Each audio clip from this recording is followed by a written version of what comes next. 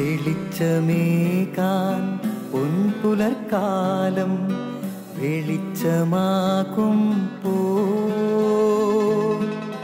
നുറുങ്ങുവെട്ടം പക്ഷിപരാഗം തെളിച്ചു കാട്ടുമ്പോ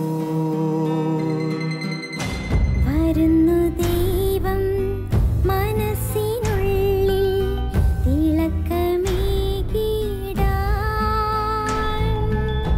തരുന്നു ധ്യാന പ്രകാശമാർക്കും വിളക്ക് വയ്ക്കുമ്പോൾ നുറുങ്ങുവെട്ടം ഇറങ്ങിടട്ടെ ഹൃദന്തമെല്ലാം യുഗപ്രകാശത്താൽ മറഞ്ഞിടട്ടെ മനാന്ധകാരം യുഗപ്രസാദത്താൽ നുറുങ്ങുവെട്ടം.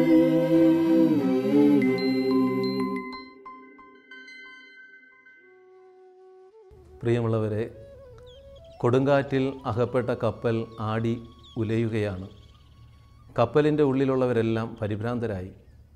എല്ലാവരും അങ്ങോട്ടും ഇങ്ങോട്ടും ഓടാൻ തുടങ്ങി. ഒരമ്മ തൻ്റെ കുഞ്ഞിനെ മാറോട് ചേർത്ത് പിടിച്ച് ആകുലപ്പെട്ട് അസ്വസ്ഥപ്പെട്ട് നിൽക്കുന്നു. കപ്പിത്താൻ ആ അമ്മയുടെ അരികിലേക്ക് ഓടിയെത്തി അനുവാദം കൂടാതെ തന്നെ ആ കുഞ്ഞിനെ പിടിച്ചു വാങ്ങി ഈ കപ്പിത്താൻ കപ്പലിൻ്റെ ഡെക്കിന് മുകളിലേക്ക് ഓടിയെത്തി. ആ കപ്പലിൻ്റെ മുകളിൽ ഓടി ആ മുകൾ തട്ടിലെത്തിയിട്ട് ഈ കപ്പിത്താൻ കുഞ്ഞിനെ ഉയർത്തിപ്പിടിച്ചുകൊണ്ട് ദൈവത്തോട് ഇങ്ങനെ നിലവിളിച്ച് പ്രാർത്ഥിച്ചു.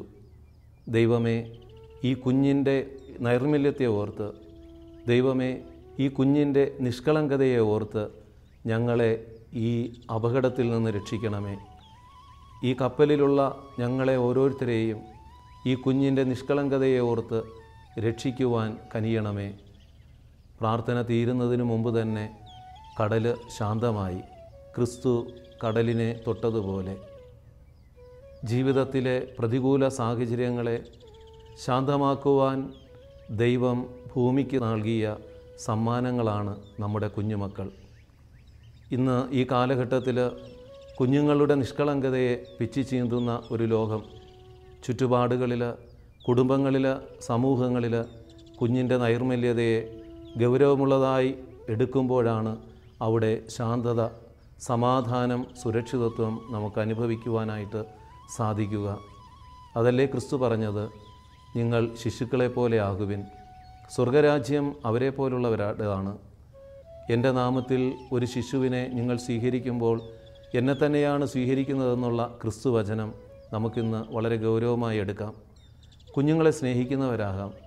ജീവിതത്തിലെ നിർണായക നിമിഷങ്ങളിൽ, പ്രതിസന്ധികളിൽ മനുഷ്യൻ്റെ സ്വാർത്ഥതയും മനുഷ്യൻ്റെ കാപട്യവും മനുഷ്യൻ്റെ വെറുപ്പുമൊക്കെ നമ്മുടെ കപ്പലുകളെ ആട്ടി ഉലയ്ക്കുമ്പോൾ നമുക്കുണ്ടാകണം ഒരു കുഞ്ഞിനെ ഉയർത്തി ദൈവത്തോട് ഇങ്ങനെ പ്രാർത്ഥിക്കുവാൻ.